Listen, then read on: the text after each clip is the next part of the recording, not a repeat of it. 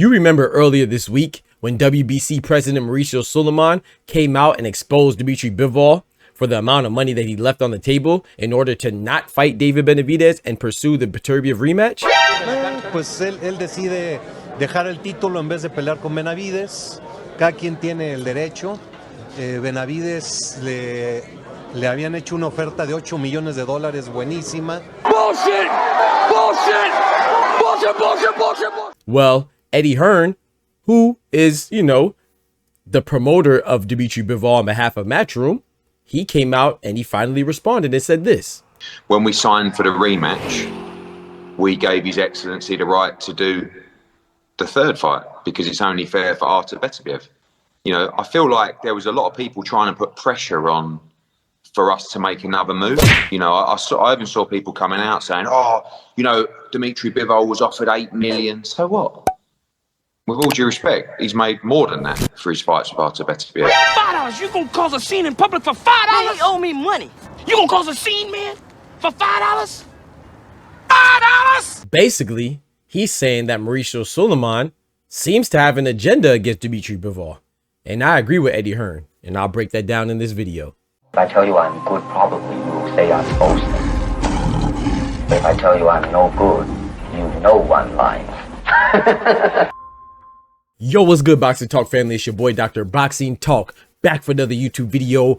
Banger, man. Yes, sir. Yes, man. I know what time it is. The doctor's in the house, man. So check this out. As you can see, as we already went through in the intro, right?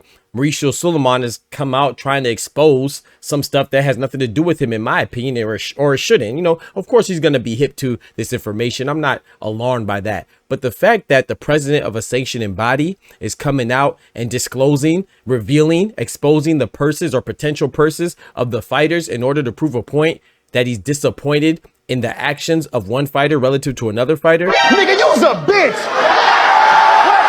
I feel like that's very unprofessional at the very least. And Eddie Hearn has responded and said, hey, man, I feel like there's kind of an agenda against Dmitry Bivol. Yeah, it's a bit of a weird one. I kind of feel like there's been a little bit of an agenda against Dmitry Bivol to get him to fight his WBC mandatory. I mean, actually, I think the IBF mandatory is first. Yeah. You know, and I agree, but I slightly disagree. I don't think that it's against Dmitry Bivol specifically. I think it could have been anybody in Dmitry Bivol's position. I think that the agenda is clearly showing you that these sanctioning bodies are corrupt. You know what I'm saying? And the reason why I say that is because look how quickly they ordered Bivol to face his WBC mandatory, right? And David Benavidez. Where was this action with haste when it came to Dmitry Bivol? Sorry, when it came to Canelo Alvarez and Dmitry and David Benavidez getting his mandatory order off in order to fight Canelo Alvarez.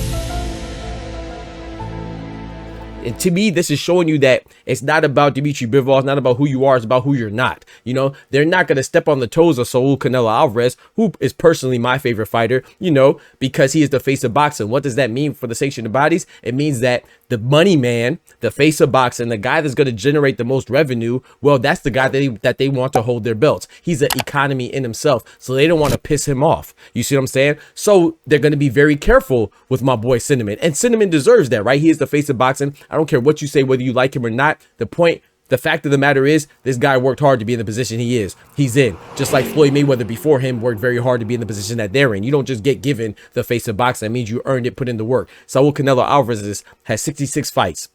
He's 62 wins, 2 losses, and 2 draws. Damn! I'm sorry. I mean, the man's been through everything, you know what I'm saying? So, do I want him to fight Benavidez? Of course. But do I think he's ducking? No, because I know the business of boxing, and I know that Canelo was never officially ordered to fight Benavidez, because if he was and he didn't fight Benavidez, then guess what? He would have been stripped just like Bivol's being stripped right now. You dumbass. Right? So you can see that clearly now, right? So when President Mauricio Sulaiman comes out and he says, oh, well, Bivol left $8 million on the table. Cada quien tiene el derecho. Benavidez le habían hecho una oferta de $8 millones buenísima. Oh, wow. Like, you just look whack as hell. Like, you're trying to outrage. You're trying to put the public, the court of public opinion when it comes to Dmitry Bivol, you're trying to put them in an outrage, you know, get a civil unrest and civil outrage against Dmitry Bivol because you wanted him to fight David Benavidez because it behooved you to make David Benavidez be in a big fight, so it helps out your pockets. But you didn't act with haste like this when it came to Saul Canelo Alvarez, because you know Canelo is a different type of fighter to where it doesn't matter who he fights, as long as he has the belt, it's going to generate the most revenue that you can get. You know, ideally, you want two big fighters to fight, and ideally you want Bivol, which is a big fight with Benavidez, to fight right now. And if Bivol goes and fights a Beterbiev rematch or trilogy, excuse me, you know that you won't make your earning potential is not quite as high. So you try to push that and force and drive a wedge in between what we already knew was going to happen, and that's a trilogy between Dmitry Bivol and Artur Beterbiev. Now, if you're a fan, I'm not mad at you, bro. If you're a fan, or sis, if you're a fan and you want to see Bivol versus Benavidez, that's cool. If you want to see Beterbiev versus Benavidez, that's cool. If you don't want to see the trilogy, that's cool. But we should always prioritize being a person of your word. You should stand on business. You should stand 10 toes down and be a man or woman of your word. And we already knew going into this that part of the agreement was that Bivol and Beterbiev, if they had, in the scenario in which they had a close fight the first fight, they would have a rematch, which they did. In the scenario in the rematch, if they had a different result than the first time, then they will have a trilogy, which they did, because Beterbiev won the first fight, Bivol won the second fight. So now they're going to try to close the chapter of this great episode of fighting between two phenomenal fighters and have a third fight, best 2 out of 3. That's just common sense. Are we really going to demonize and villainize a guy like Dmitry Bivol for being a man of his word? That's what boxing has come to these days. All because of greed. Don't get fooled, man. And shout out to Eddie Hearn, because Eddie Hearn came out to the defense of his fighter. I know it behooves him to come out to the defense of Dmitry Bivol, so I'm not going to give him too much credit, but I will give him credit for coming out and saying, hold on, bro. Even if he got offered $8 million, who cares? Dmitry Bivol made more than that for his first and second fight. Shut up, bitch. So what are we talking about? So the fact that you try to put out this large number with $8 million is a lot of money, but you're trying to encourage and entice the boxing public to pocket watch. Don't speak on how they pay you, because pocket watching us men shouldn't do, and that's just by nature. But thank you. And I'm telling you, man, as a man, if you're pocket watching, it's very unbecoming, man. Like, the only reason why you should be concerned of how much money I'm making is if you're trying to date me. No diddy.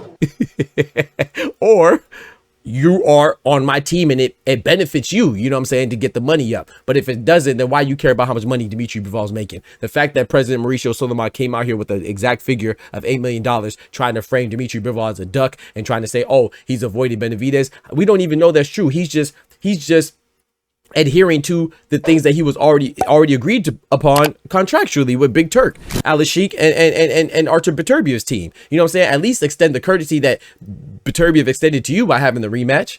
You see what I'm saying? So I think that we're framing this man Dmitry Bivol as a duck, and it's not even conclusive that he will not fight Benavidez. Granted, this scenario comes about and comes into fruition that he beats Beterbiev. Or I think, be honest with you, I think the winner of Beterbiev and Bivol is going to fight Benavidez anyway, as long as Benavidez handles his business. So this is no knock on Benavidez, because I like Benavidez a lot. He definitely deserves a title shot, and shout out to Benavidez, because he's going to get some negativity as well, because he is elevated or emailed a belt, and people are going to knock him like it's his fault. Let's normalize not blaming the fighters for being elevated or being emailed a belt. They didn't ask for this. You cannot tell me that David Benavidez, the fighting spirit that he's demonstrated, the type of person that he's exhibited for us up until this point, you cannot tell me that the ideal scenario for him is to get emailed a belt and not get the proper ceremonial formality that is when you beat somebody and you get presented the belt inside the ring. Of course, that's his dream. He didn't want to receive the belt like this, but he's been in position to get a title shot for a long time. So let's not knock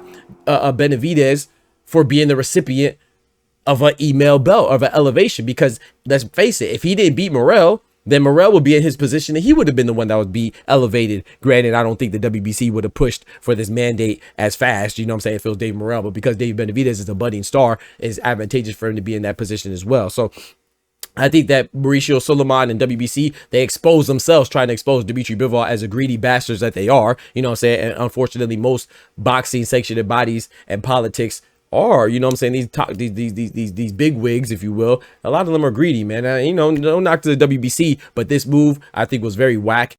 Know your fucking place, trash.